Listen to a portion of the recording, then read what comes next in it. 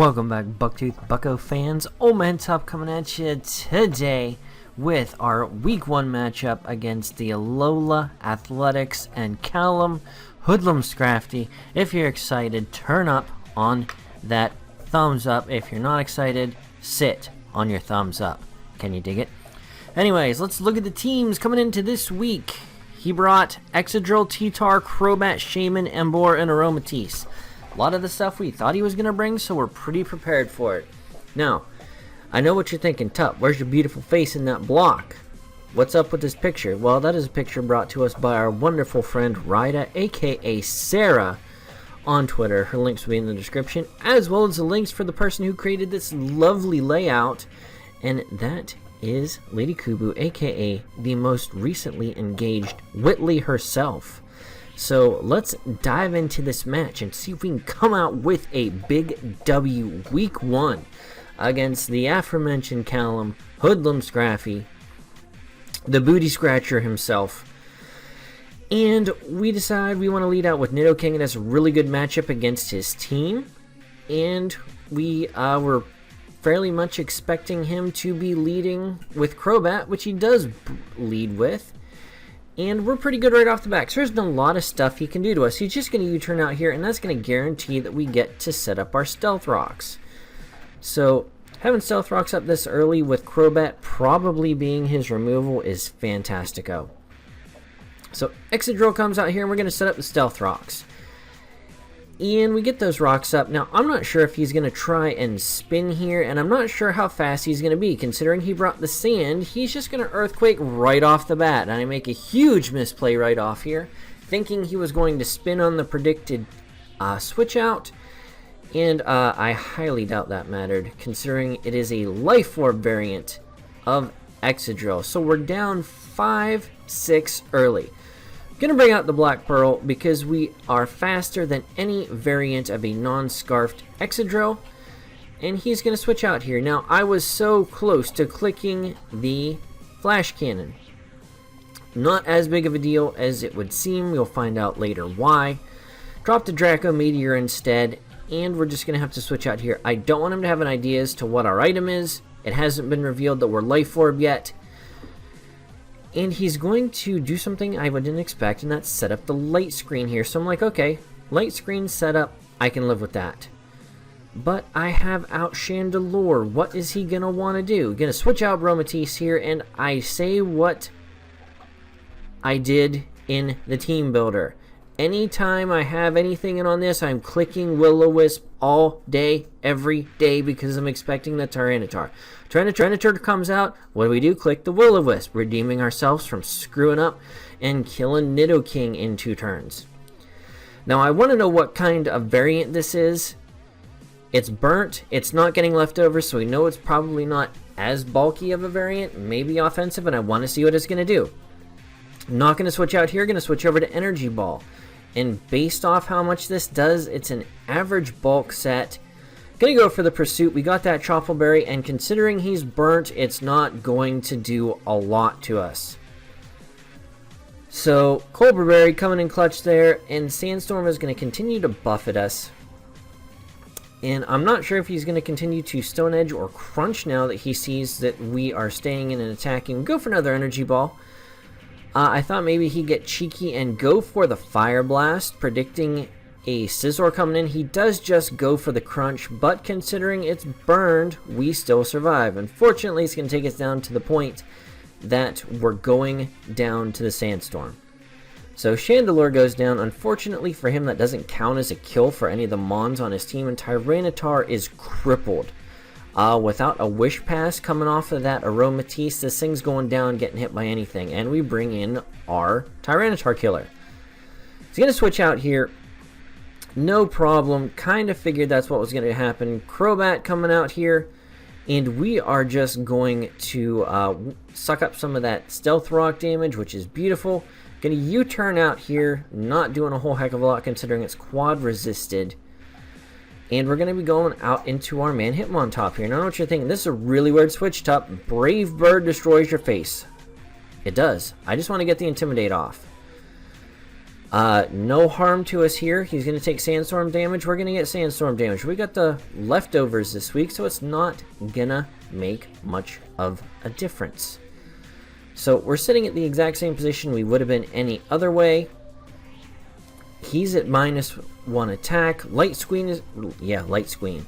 Light Screen's going to wear off. We're just going to switch out here. And we're going to go right back out into Kevlar, predicting a U-turn or a Brave Bird, which we can easily take. He's just going to Roost here. So being Bulky Bat, the Roost is going to put him back up to full health. And we are open to just destroy something now. So after turn effects make narrations wonderful, even the live or posts. I'm going to Bullet Punch here. I just want to gauge what kind of damage we can get on him. I thought we'd be able to do about 50%. He's a little bit bulkier than I thought. It's going to go for the Heat Wave here, and that is not going to quite take us out. But holy stinking crap, that was a lot of damage. Now, depending on how much of a roll that first Bullet Punch was, I might be able to take him out with the second one. If not, he will fall to Sandstorm. And that is going to end up being what happens. Air Slash is going to happen. That is going to be enough to take us out. And it is a mixed Crobat with Air Slash and fun things. But he goes down to the Sandstorm. We're sitting at a 4-5 situation. Well, actually a 3-5 situation because Chandelure went down as well. Gonna bring out Noodle. Noodle is our best response to everything he has left. Even if he has Fire Blast on his Tyranitar, Noodle is going to just suck up the hits. Yeah, we're at a 3-5 position, and it's not over yet. Want to knock off, not sure if it has Light Clay and or a berry. Turns out he has the Baribi Berry, which I believe is a Steel Berry. And Sandstorm's going to subside here, which probably allowed him to take 2 shots from any of our Steel types. Just going to Earthquake. I want to see what kind of damage we can get on this thing. Try and establish whether or not it is a physical or special variant. Defensive-wise, considering he's carrying the Light Screen and that Earthquake didn't do as much as I expected it to, he's probably the physical variant. Dropping that Wish. And he's going to switch out here. He's going to go back out into Tyranitar, a risky play, but knowing he could take anything with the Light Screen and the Sandstorm, making his special defense super much high. He takes a Sludge Bomb there, probably just fishing to see what we did or didn't have. Plus he's going to start accruing damage. He doesn't quite die there, which, sad face. We can switch in anything we want. Gonna go into Hitmontop here, take damage from whatever hit he makes. He's burnt, so it isn't going to be a lot. And we're going to be able to... it's going to die at the end of the turn because of the burn anyways. Goes for the Fire Blast because Hitmontop is a beast. It takes that with ease. And Tyranitar is going to go down the end of this turn because of burn damage, so rack up a kill for Chandelure. And we're starting to slowly claw our way back into this match. We have Tangrowth, which we have to play smart with because it does stand in the way a lot of his things from sweeping our team. Now, Shaman has Air Slash, and that worries me considering 2 of the 3 things I have are weak to that. But I do know that it also has the ability to carry the Dazzling Gleam, so I don't want to be switching in anything crazy. I stay in here because I know I can take at least 1 Air Slash from this thing based off our investment. I'm gonna get the poison off, not gonna get the flinch from the Air Slash. Now we can't take another Air Slash at this range, but pretty much what we want to do is start accruing damage on this Shaman or force it to switch out and use its natural cure to get rid of the toxic. So I believe after all the after turn effects, we are going to switch out into Tangrowth here because Tangrowth, being the beast of spaghetti, pasta, noodles it is, going to be able to take the Air Slash anyways. Going to get a little cheeky here with the prediction, thinking we would go into the Hydreigon and pop off a 4 times effective Dazzling Gleam. That is not the case. And we're going to slowly let, like I said, Toxic whittle this thing down, paired with the Sandstorm. and other things. Now, as soon as the Sandstorm goes down, he's out of Sandstorm because Tyranitar's down. So he's going to bring out Excadrill here. And in reality, what we do, we go for knockoff because it cripples anything he brings in. So we knock off the Life Orb. He's going to be faster than us no matter what.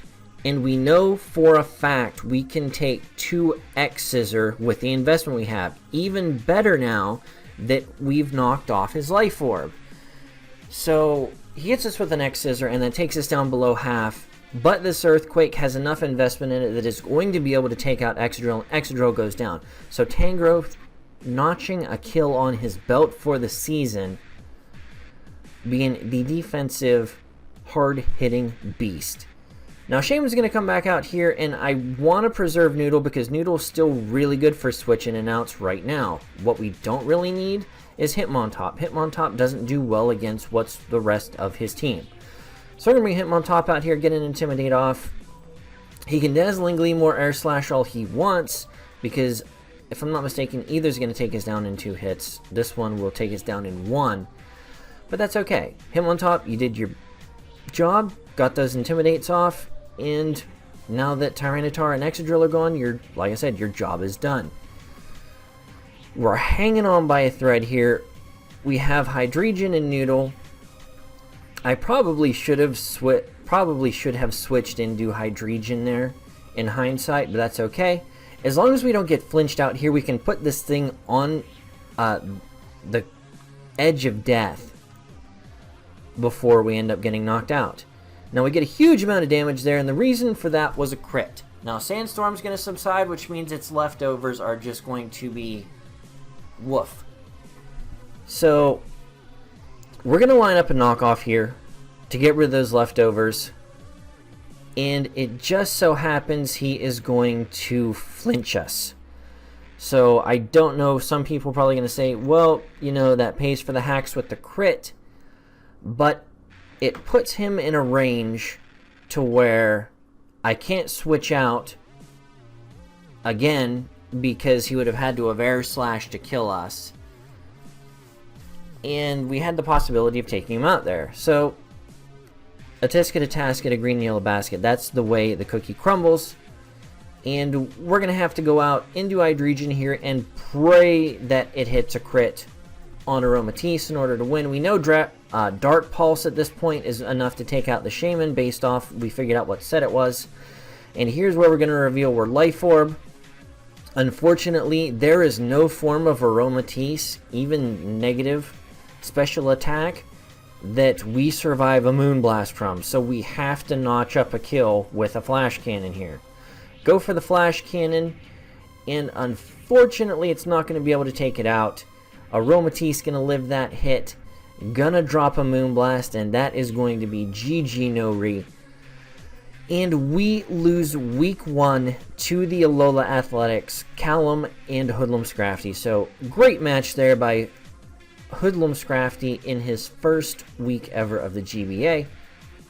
Unfortunately for us, that's not a victory story. We start off the season 0-1.